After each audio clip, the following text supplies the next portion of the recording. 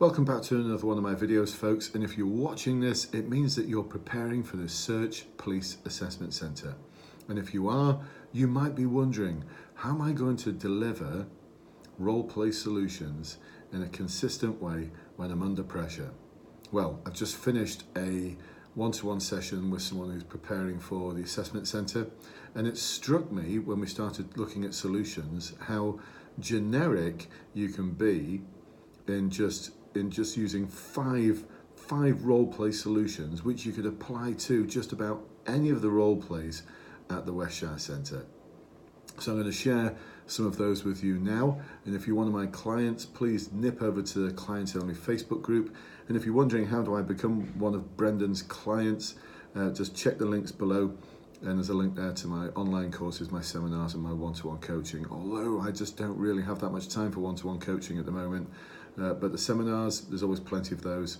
And the online course, of course, you can just watch that whenever you want. Do it at your convenience. So, here's a couple for you, just to get you going. You should know inside and out all the different resources that are available to you at the Westshire Centre. So one of those is security officers.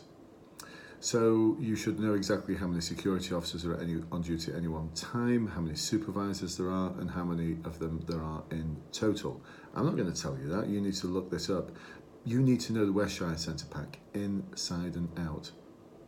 Now, when it comes to our solution phase, and we use a model called CUDSA, which is confront, understand, define and summarise, seek solutions, assess and monitor, and result.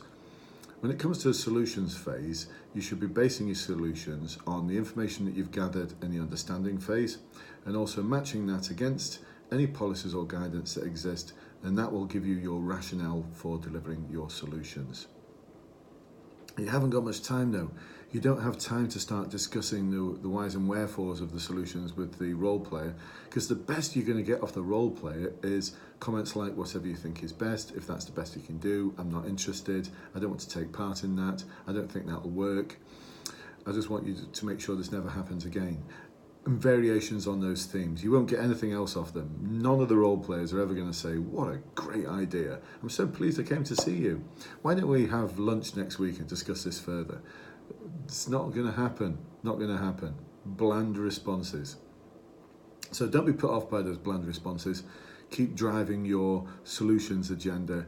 If you're one of my clients, like I said, nip over to the Client Only Facebook group, where I'm going to give you 5 generic solutions that sound so specific, but you can use them for any of the role plays.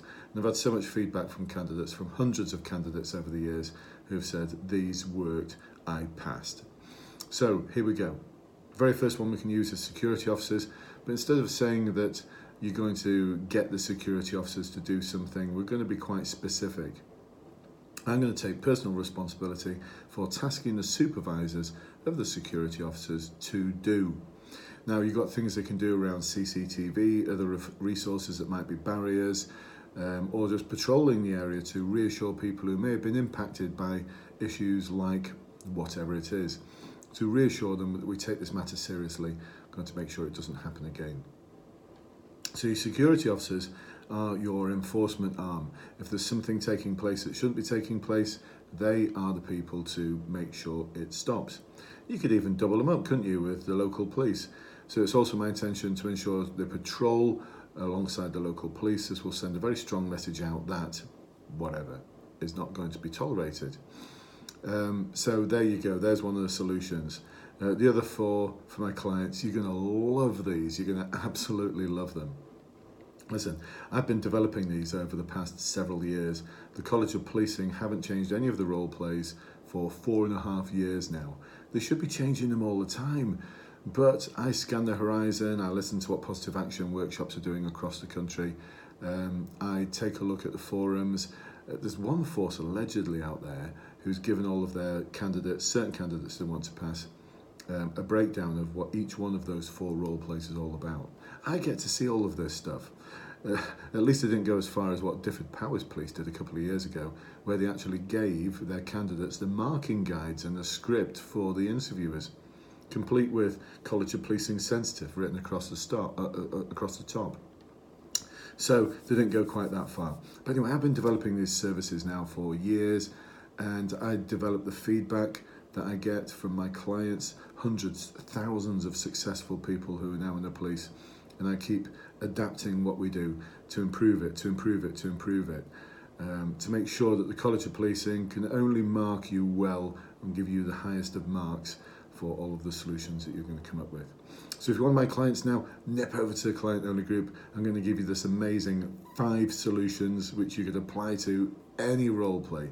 You're going to love them. I'll speak to you soon. Bye bye for now.